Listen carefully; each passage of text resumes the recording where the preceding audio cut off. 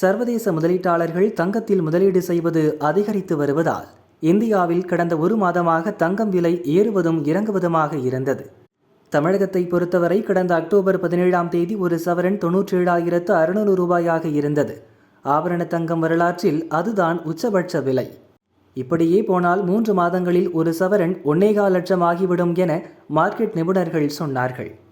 ஆனால் யாரும் எதிர்பாராத விதமாக தங்கம் விலை படிப்படியாக குறைந்து இம்மாத துவக்கத்தில் ஒரு சவரன் 89,440 ரூபாயாக சரிந்தது. கிட்டத்தட்ட ஒரு சவரனுக்கு 8,000 ரூபாய் குறைந்ததால் மக்கள் நிம்மதி பெருமூச்சு விட்டனர். அந்த மகிழ்ச்சி ரொம்ப நாள் நீடிக்கவில்லை. மீண்டும் மெல்ல மெல்ல உயர்ந்து தமிழகத்தில் என்று ஒரு சவரன் ஆபரண தங்கத்தின் விலை 95,840 ரூபாய்க்கு விற்பனை செய்யப்படுகிறது. ஒரு கிராம் 11,980 ரூபாய்க்கு விற்பனையாகிறது. சில இந்திய நகரங்களில் 96,000 ரூபாயை தொட்டுவிட்டது. சென்னை நகை கடைகளில் இன்று நகை வாங்க வந்த பெண்கள் ஒரு சவரன் 95,000 தாண்டிவிட்டது என்றதும் அதிர்ச்சியில் ஆடி போனார்கள். தங்கம் விலை உயரும் வேகத்தை பார்க்கும்போதே ரொம்ப பயமாக இருக்கிறது என கவலையுடன் கூறினர். 2 சவரன் நகை வாங்க வந்தா 1.5 சவரன் தான் வாங்க முடியுது எனவும் பெண்கள் ஆதங்கப்பட்டனர்.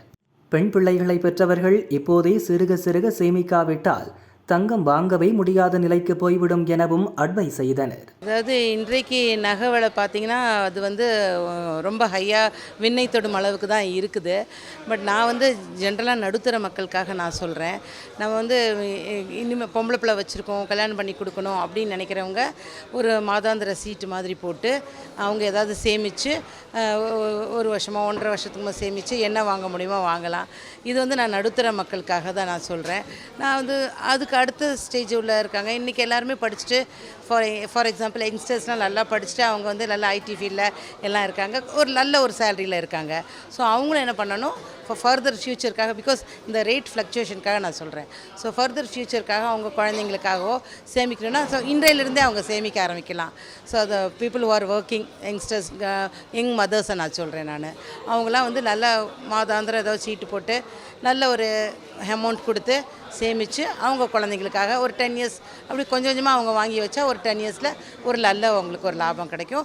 ஸோ தட் அவங்களுக்கு ஒரு மாதிரி ஒரு நம்ம பிள்ளைக்கு நம்ம என்ன சேர்த்தோம் அப்படிங்கிற ஒரு ஃப்யூச்சர் பயம் அவங்களுக்கு இல்லாமல் இருக்கலாம். ஸோ சேமிப்பு தான் இதோட முதல் கட்டோன்றதை நான் என்னோட அபிப்பிராயம் அதுதான். இல்லை, இந்த வருஷம் நாங்கள் பிளான் பண்ணது ஒரு 2 சவரம் வாங்கணும் அப்படின்னு தான் பிளான் பண்ணோம். பட் நாங்கள் கட்ட பார்த்திங்கன்னா ஒரு 1.5 சவரம் தான் எங்களால் வாங்கவே முடியுது. ஸோ எங்களுக்கு பார்த்திங்கன்னா எங்கள் டார்கெட் 2 சவரன், ஆனால் 1.5 சவரன் தான். 1/2 சவரன் எங்களுக்கு கம்மியாயிடுச்சு. ஸோ நாங்கள் நினச்சது வாங்குறது கொஞ்சம் கஷ்டமாக தான் இருக்குது. ஆனால் அப்போயை விட இப்போ பார்த்திங்கன்னா இன்னும் ரொம்ப அதிகமாக இருக்குது. ஆனால் எங்களால் நகை எங்களுக்கு கொஞ்சம் வேணும் தான், ஏன்னா எல்லாத்துக்குமே அது ஒரு இன்வெஸ்ட்மெண்ட் தானே. ஸோ எங்களுக்கு நகை ரொம்ப முக்கியம்தான், ஆனால் ரொம்ப ஹையாக வாங்க முடியாது. எங்கள் பட்ஜெட்டுக்கு கொஞ்சம் கொஞ்சமாக சேர்த்து வச்சு வாங்குறதா தான் இருக்குது. அதுக்கு முன்னாடி 10,000 கட்டினாலும் உங்களுக்கு 2 கிராம் சேரும் மாதத்துக்கு. எங்களுக்கு ஒரு ஹாப்பினஸ் இருக்கும், ஓகே நல்லா இருக்குது அப்படின்னு. இப்போ 11,000 கட்டினா கூட உங்களுக்கு 1 கிராம் சேர்றது கூட ரொம்ப கஷ்டமாக இருக்கும். எனக்கு ரொம்ப அப்செட் ஆனது, ஒரு 2 மந்த்துக்கு முன்னாடி 10,000 கட்டினேன், 0.0 சம்திங் அப்படி தான் எனக்கு சேர்ந்துச்சு. ஸோ அது எனக்கு ரொம்ப அப்செட்டாக இருந்தது. என்னால் அதை அக்செப்டே பண்ணிக்க முடியல ஆக்சுவலாக. ஏன்னா அதுக்கு முன்னாடி 10,000 கட்டுவேன், 1 கிராம் 0.2 மில்லிகிராம் சம்திங் ஏதோ சேருமா. ஸோ இப்போ ரொம்ப எனக்கு கஷ்டமாக இருந்தது. அதுதான் கொஞ்சம் கம்மியானால் ரொம்ப நல்லாயிருக்கும். நாங்கள் வாங்குகிற ஃப்யூச்சரில் ரொம்ப அதிகமாக இருக்கும், ரொம்ப ரொம்ப அதிகமாக இருக்கும். நம்ம எக்ஸ்பெக்டே பண்ணிக்க முடியாது. ரொம்ப பயமாக இருக்குது ஆக்சுவலாக அதெல்லாம் நினச்சா.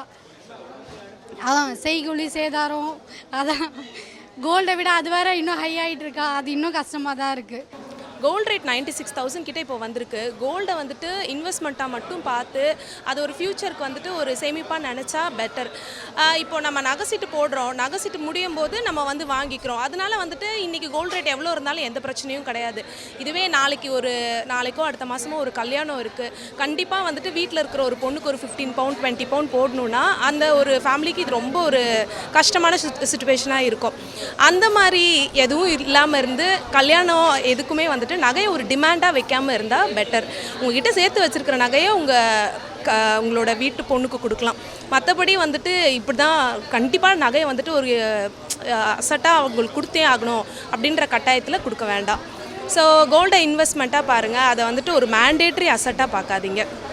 கண்டிப்பாக ரொம்ப பயமாக இருக்குது. இன்னும் ஃப்யூச்சரில் எங்கே போவோம், நம்மளால் இதுக்கப்புறம் வாங்க முடியுமா? இப்போது வந்துட்டு எனக்கு பையன், அதனால கொஞ்சம் பரவாயில்ல.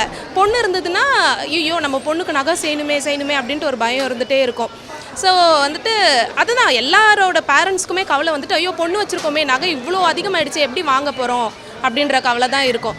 ஸோ கோல்டை இன்வெஸ்ட்மெண்ட்டாக பாருங்கள். அப்புறம் வந்துட்டு நகை விலை அதிகமாக இருக்கிறது கண்டிப்பாக கஷ்டமான விஷயம்தான். இப்போது நகை விலை வந்து கொஞ்ச நாள் இறங்கியிருந்தது. இப்போது எங்களுக்கெல்லாம் பார்த்திங்கன்னா நகை ஒரு ஒரு வந்து வீட்டில் இருக்குது அப்படின்னா ஒரு சேஃப்டி மாதிரி, ஏதாவது ஒரு ஃபினான்ஷியல் க்ரைசிஸ் இருக்குது அப்படின்னா அதுக்கு வந்து ப்ளச் பண்ணியோ யூஸ் பண்ணுறதுக்கு நகை எவ்வளோ முடியுமோ நாங்கள் சேர்த்துட்ருக்கோம். இப்போ இங்கே வந்து பார்த்திங்கன்னா விலை வந்து ரொம்ப அதிகமாக இருக்குது. இப்போது நம்மளால் வாங்க முடியாது, அதனால் சிறுக சிறுக சேர்த்து தான் நம்ம வாங்குகிறோம். விலை இன்னும் கொஞ்சம் கம்மியானால் நல்லா தான் இருக்கும். ஆனால் தெரியல, உலக பொருளாதாரம் வந்து எல்லாம் வார் அதனால் அப்படி போயிட்டுருக்கனால ஏறி இறக்கமாக இருக்குது. இறங்குனா நல்லா தான் இருக்கும். நாங்களும் இப்போ ஃபுல்லாக ஒரு மொத்தமான ஒரு அமௌண்ட்டை போட்டு வாங்க முடியாது, சிறுக சிறுக சேர்த்து தான் வாங்குகிறோம்.